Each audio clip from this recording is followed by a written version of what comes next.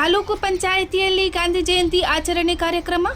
ಕೋಲಾರ ನಗರದ ತಾಲೂಕು ಪಂಚಾಯಿತಿ ಕಚೇರಿಯಲ್ಲಿ ಬುಧವಾರದಂದು ಬೆಳಿಗ್ಗೆ ತಾಲೂಕು ಪಂಚಾಯಿತಿ ಕಾರ್ಯನಿರ್ವಾಹಕ ಅಧಿಕಾರಿಗಳಾದ BM ಮಂಜುನಾಥ್ ನೇತೃತ್ವದಲ್ಲಿ ಮಹಾತ್ಮ ಗಾಂಧಿ ಜಯಂತಿ ಅಂಗವಾಗಿ ಗಾಂಧಿ ಭಾವಚಿತ್ರವಿಟ್ಟು ಪೂಜೆ ಸಲ್ಲಿಸಿ ಸಿಹಿ ಹಂಚಿ ಜಯಂತಿ ಆಚರಣೆ ಮಾಡಿದರು.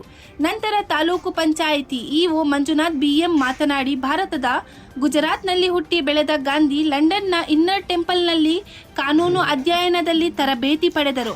ಅವರು 1891ರಲ್ಲಿ ಭಾರತಕ್ಕೆ ಮರಳಿದರು. ಆದರೆ ಯಶಸ್ವಿ ವೃತ್ತಿ ಜೀವನವನ್ನು ಸ್ಥಾಪಿಸಲು ಸಾಧ್ಯವಾಗಲಿಲ್ಲ. ಆದರೆ ಅವರು 1893ರಲ್ಲಿ ದಕ್ಷಿಣ ಆಫ್ರಿಕಾದಲ್ಲಿ ವಾಸಿಸುವ ಭಾರತೀಯ ವ್ಯಾಪಾರಿಯ ಸುಡ್ಗಾಡಿ ತೆರೆದರು.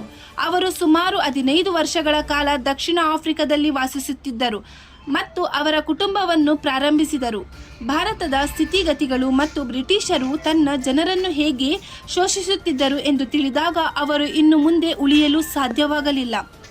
1915ರಲ್ಲಿ ಅವರು ಭಾರತಕ್ಕೆ ಮರಳಿದರು ಮತ್ತು ಅತಿಯಾದ ಭೂ ತೆರಿಗೆ ಆಡಳಿತಗಳು ಮತ್ತು ಜನಾಂಗ ಮತ್ತು ರಾಷ್ಟ್ರೀಯತೆಯ ಆಧಾರದ ಮೇಲೆ ತಾರತಮ್ಯವನ್ನು ವಿರೋಧಿಸಲು ತಕ್ಷಣವೇ ಗುಂಪುಗಳನ್ನು ರಚಿಸಿದರು. 2007ರಲ್ಲಿ ವಿಶ್ವಸಂಸ್ಥೆಯು ಮಹಾತ್ಮ ಗಾಂಧೀಜಿಯವರ ವಿಚಾರಗಳನ್ನು ಆಚರಿಸಲು ಅಕ್ಟೋಬರ್ 2ರಂದು ಅಂತಾರಾಷ್ಟ್ರೀಯ ಅಹಿಂಸಾ ದಿನ ಎಂದು ಘೋಷಿಸಿತು. ಅವರ ಏಕತೆ, ಸಹೋದರತ್ವ, ಶಾಂತಿ ಮತ್ತು ಅಹಿಂಸೆ ಸಂದೇಶಗಳನ್ನು ವಿಶ್ವಾದ್ಯಂತ ಕಲಿಸಲಾಗುತ್ತಿದೆ.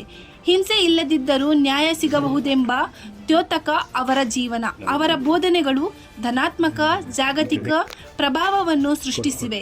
ಹೀಗಾಗಿ ಅವರ ಜನ್ಮದಿನವನ್ನು ಪ್ರಪಂಚದಾದ್ಯಂತ ಆಚರಿಸಲಾಗುತ್ತದೆ ಎಂದರು.